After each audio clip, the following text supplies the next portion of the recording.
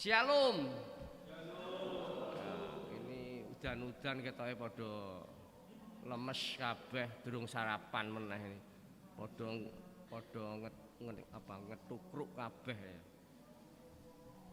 Ya, ini hawanya memang mendukung orang untuk tidak bersemangat ya. Sehingga yang organisnya mana sampai hilang. Ya, supaya badan sedikit hangat ya. Ya, Ibu Bapak dan saudara-saudari serta anak terkasih, kita memasuki minggu Advent kedua ya kan.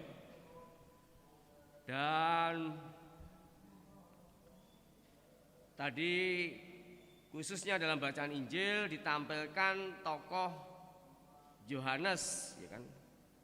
Kalau kita melihat perikop atau bacaan langsung dari Injil Lukas, di sana judulnya akan mengenai Yohanes Pembaptis ya kan. Dan saya kira kita sudah tahu semua siapa itu ya, kurang lebihnya Yohanes Pembaptis ya, dikatakan Yohanes Pembaptis ya karena dia yang membaptis Yesus di Sungai Yordan ya kan. Dan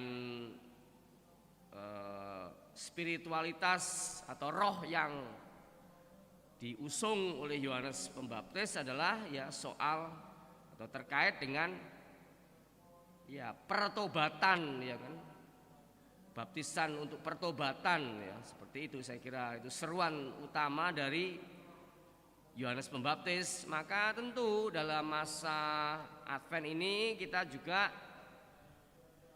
dipersiapkan, diarahkan ya agar kita ya merevisi ya, membaharui diri, juga melihat lagi ya kan, berintrospeksi khususnya ya kehidupan rohani kita ya kan. Ya kehidupan rohani ya saya kira itu kan tidak melulu kehidupan batiniah saya kira ya.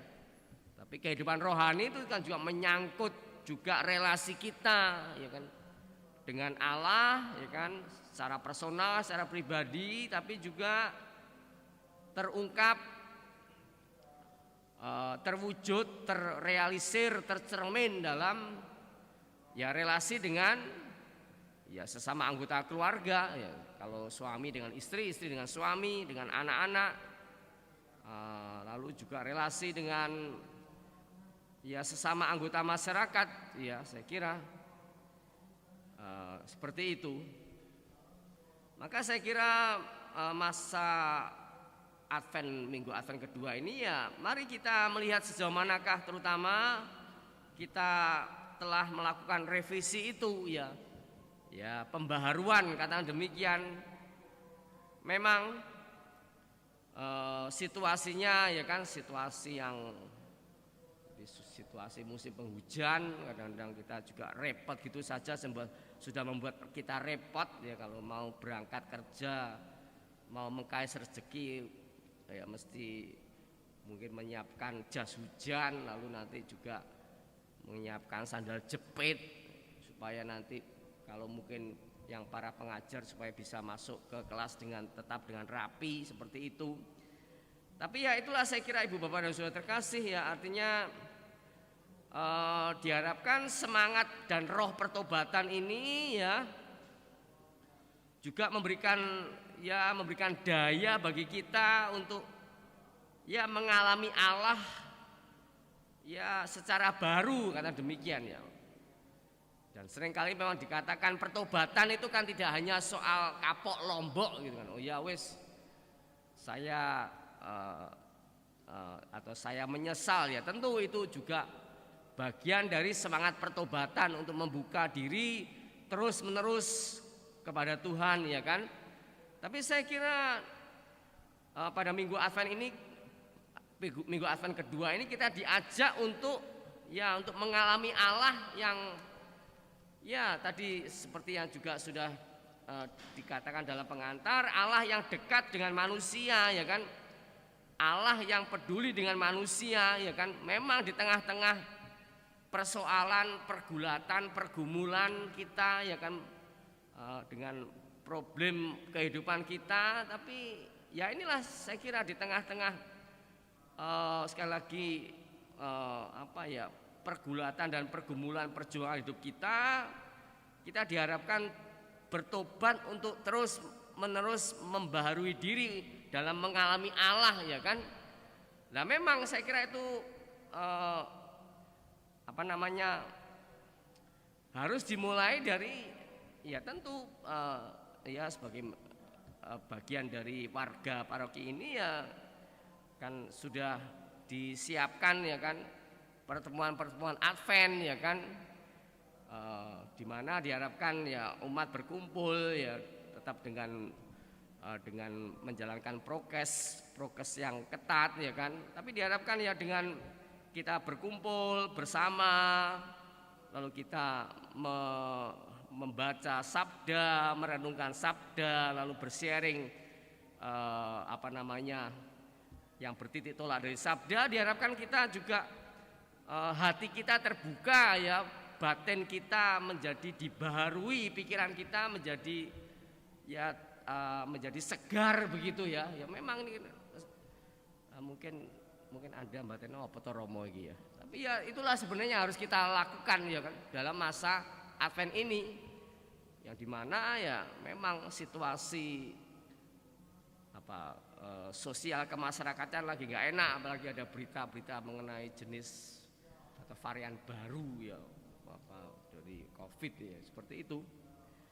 Tapi kalau kita menyimak bacaan Injil tadi kan itu menarik sekali, bahwa tadi dalam bacaan Injil suci tadi kan disebut juga soal ada kaisar Tiberius, ada gubernur Yudea ya ini Pontius Pilatus, ada Raja Herodes, ada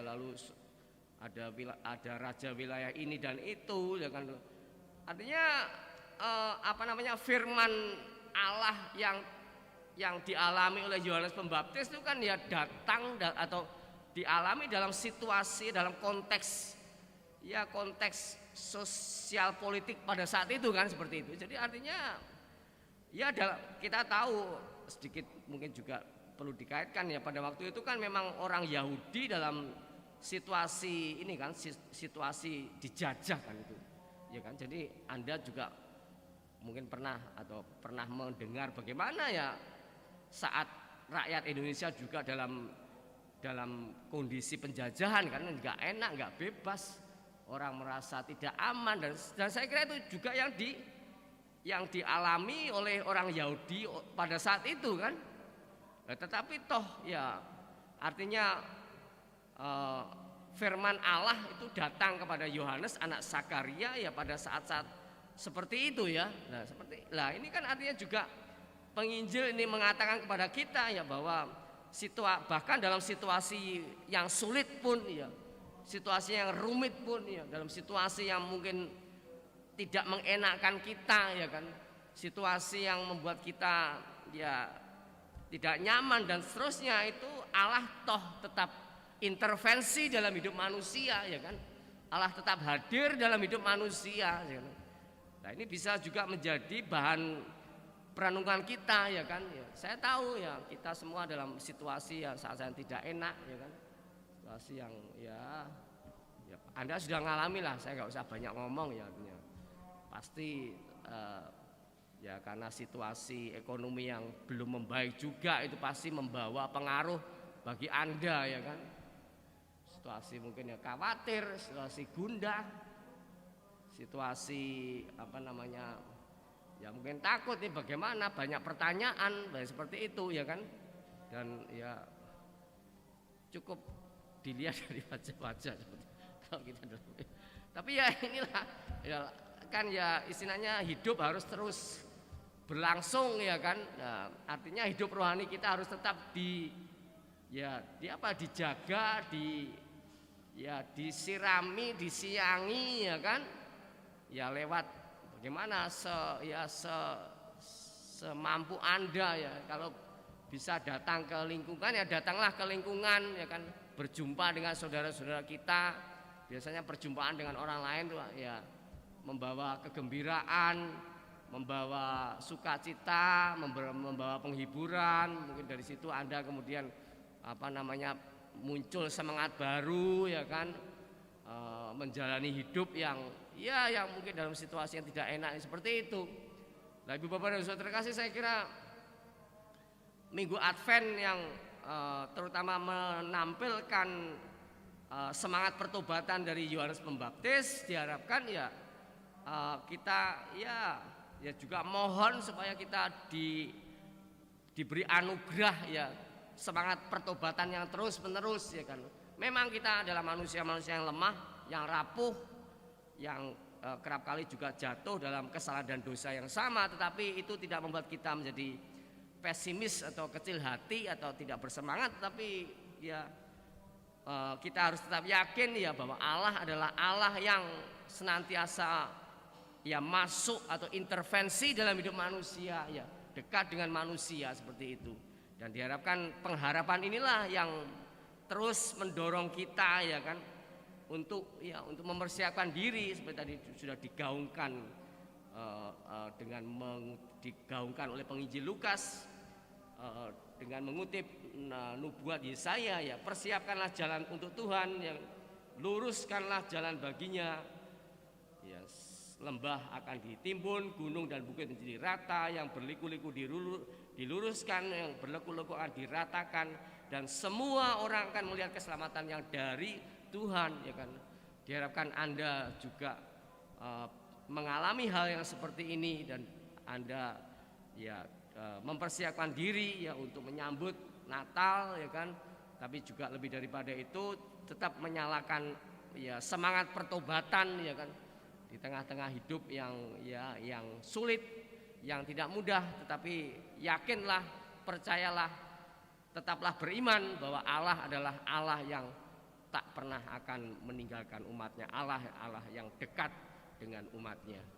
Mari kita bangkit berdiri, kita nyatakan iman kepercayaan kita dengan mendoakan syahadat singkat para rasul. Aku percaya akan Allah yang Maha Kuasa, pencipta langit dan bumi, dan akan Yesus Kristus putranya yang tunggal Tuhan kita, yang dikandung dari Roh Kudus, dilahirkan oleh perawan Maria, yang menderita sengsara dalam pemerintahan Pontius Pilatus, disalibkan, wafat dan dimakamkan, yang turun ke tempat penantian, pada hari ketiga bangkit dari antara orang mati, yang naik ke surga, duduk di sebelah kanan Allah Bapa yang Maha Kuasa. Dari situ ia akan datang mengadili orang hidup dan mati. Aku percaya akan Roh Kudus, Gereja Katolik yang kudus, persekutuan para kudus, pengampunan dosa, bangkitan badan, kehidupan kekal. Amin.